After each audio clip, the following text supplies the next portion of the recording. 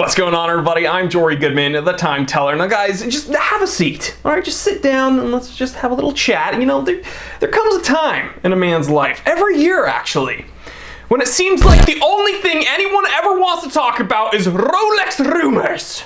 I mean, get over yourself. There's more to watch collecting. There's more to life than what Rolex might be doing. Oh, what are they going to release this year? There's so many other things to pay attention to. But today we're going to be talking about potential Rolex rumors. It's 3:32 p.m. Let's get down to business.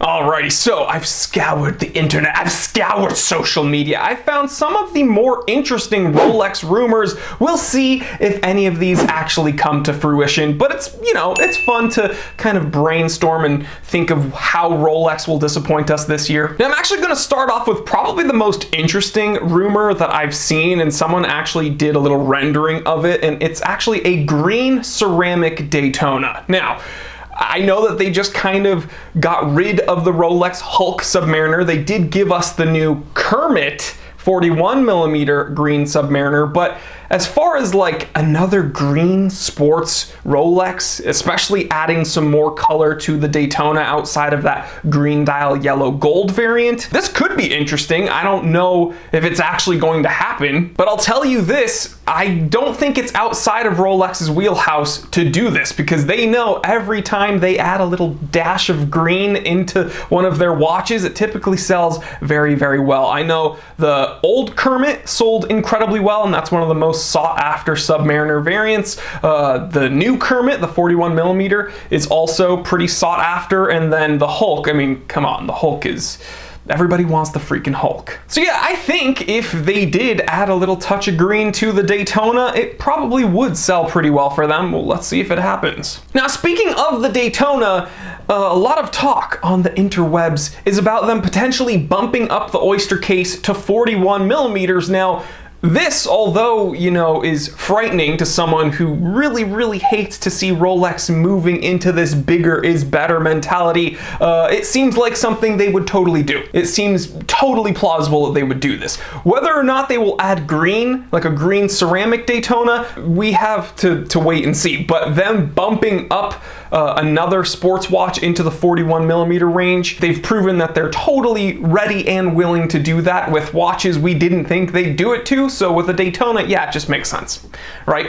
I mean, when they're making things like the Oyster Perpetual 41mm, then yeah, why not? Daytona, do it. Now again, I'm not happy about it, and this isn't confirmed either, but I just think with Rolex's current track record, that in fact seems much more plausible than a green ceramic. But really the big talk of the town is the Explorer 2. What is Rolex going to do with the Explorer 2, especially because 2021 is a bit of an anniversary for that watch? I've heard a couple things going around the internet. A lot of people for a couple years now have been speculating that Rolex will give the Explorer 2 a ceramic bezel. I don't know how I feel about that. Again, the Explorer 2 was made for spelunkers, for cave explorers, and I don't think that ceramic does very good against like knocks. You know, ceramic's very good at mitigating scratches and scuffs, but when you're bumping it up against rocks,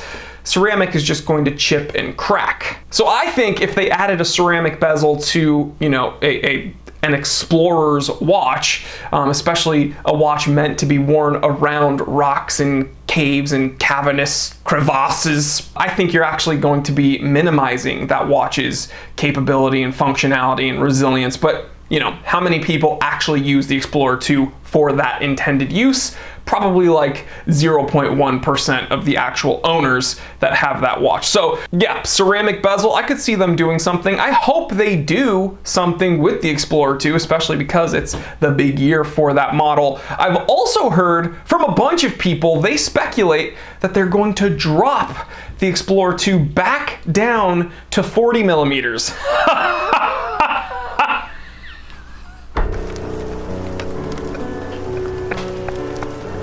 I wish.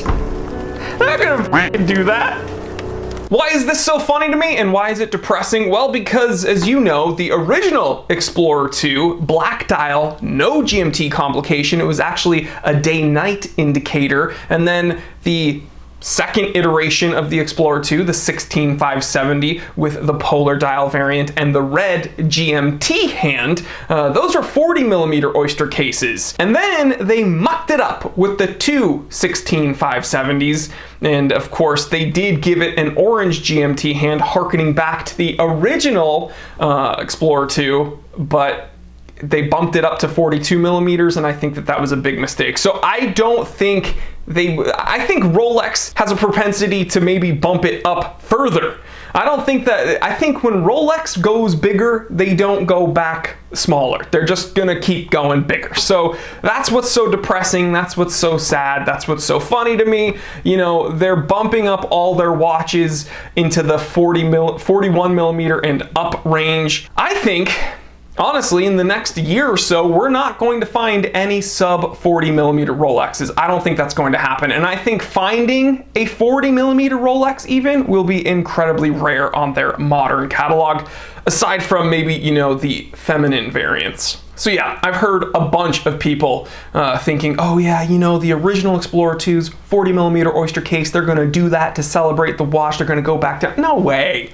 No way. They're gonna, watch, they're gonna be like 44mm. Now the next two rumors were actually rumors that I think I started because I made an episode speculating this is gonna happen this year, but I think they're probably going to release the Explorer 2 on an Oyster Flex because they did that with the Sky Dwellers last year, and you know, it's a very underwhelming but easy release for Rolex. They can just give it an Oyster Flex strap and say, hey, it's a new watch, look, spend more money on it. And yeah, really, really dumb. Guys, putting a watch that already exists on a new bracelet or strap, it's not a new watch. It's just a watch we already know about with a different strap. And I also speculated that they're going to give the Explorer 2s the most current GMT movement from Rolex. So I think that is something they could totally do. They did that with the Batman, they did that with the Pepsis. So yeah, I think they're probably just going to give the Explorer 2s the newest, most current GMT movement. And speaking of GMT Masters, I think we're probably going to see a Coke. I mean, come on. They gave us the Pepsi, they gave us the root beer in two different, in two, a two-tone and a solid Everrose. So I think that when we're going down the soft drink chain, they're probably gonna bring back the Coke, honestly. And I didn't even know there were that many Coke fans. Come on, this is a family channel. I'm not trying to be demonetized here. I'm talking about Coca-Cola. Talking about red and black. Not the, not the, not the, not the, not the, not the, not the, not the, not the, talking about. God, so I don't even know if we could put that in the, can we put that on YouTube? Well, if you want to hear the uncensored version of that, join the members only Discord chat and you get some extra content uploaded there once in a while. And yeah, for the members only section, you might just be able to hear me say all the fun nicknames for... Okay, so we've actually already spoken about the Explorer 2 and we just spoke about the GMT Master line, but let's go back to the Explorer 1s, okay? Again, I said that they probably will never ever make a watch smaller than 40mm, and I think, again, finding a watch even 40mm is going to be hard to find. So they are probably going to bump up the Explorer if it even exists anymore. I honestly don't know if it even exists anymore. We will see. But if they do choose to keep the Explorer on their roster, you better believe it's going to be 41mm. And then guess what? Last year, everyone was freaking out because they were like, I feel it. I feel it. I know the Explorer is going to come with a white dial. It never happened. But people are still saying that on the forums today. They still think that Rolex is going to bring an Explorer 1 with a white dial variant. That remains to be seen. I don't think they will do that. I think that if there even will be an Explorer 1 on their roster anymore, it's going to be 41mm and it's going to have the same black dial. But I could be wrong. And again, everything in this episode is unsubstantiated. It's purely conjecture at this point. So I don't want anyone out there thinking that I have like an inside scoop anywhere. This is just, I was going based upon what I hear about on Instagram, what I see on the forums, what I hear. You know, I keep my ear to the ground. But we'll see. I think it's fun to brainstorm. I think that all of the things we spoke about today, there's little nuggets of potential and truth, except for Rolex bumping down the Explorer 2. I don't think that's going to happen at all. One of my cats just chimed in. She agrees. That was Seiko. She knows. The Explorer 2 is going to get bigger, if anything. So guys, we went over a few very fun rumors, but I want to hear about what you think is going to happen, aside from the fact that Rolex is more likely than not going to disappoint us once again this year. But leave me a comment. Guys, comment.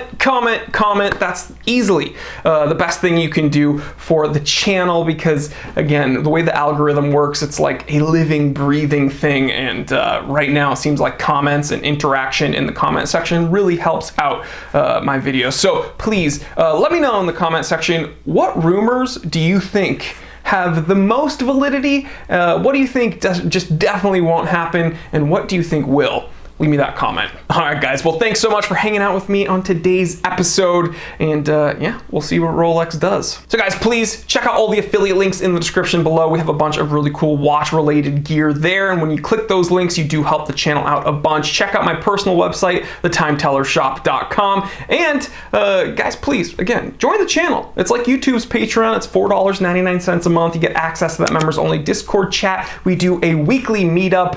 It's a whole lot of fun. All of us kind of, it's like a video call with everyone, and it's, you know, it's a bunch of knuckleheads. We talk about movies. We talk about, excuse me, not movies, cinema. Yes, we're very sophisticated. I'm just kidding. It's usually like horror movies, or we did a Christmas movie power ranking over December. We spoke about, let's see, the stock market. We talk about film, or I already said that. We talk about photography. Excuse me, that's what I meant. We talk about EDC items that we can't talk about on YouTube. We talk about food, we talk about working out, just, of course, watches. So if you want to join that conversation, please click the join button next to the subscribe button, and you help me out a bunch. But easily, the best way to support the channel is just keep doing what you're doing and watching the content, because what the heck is a channel without a viewer? So guys, please stay happy, stay healthy, stay blessed.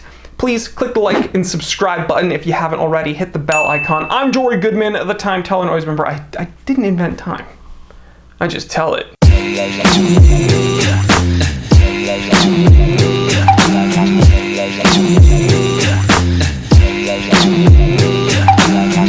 I almost messed up my own catchphrase, but you know, we're almost 700 episodes deep. I can make a mistake once in a while. I'll allow it.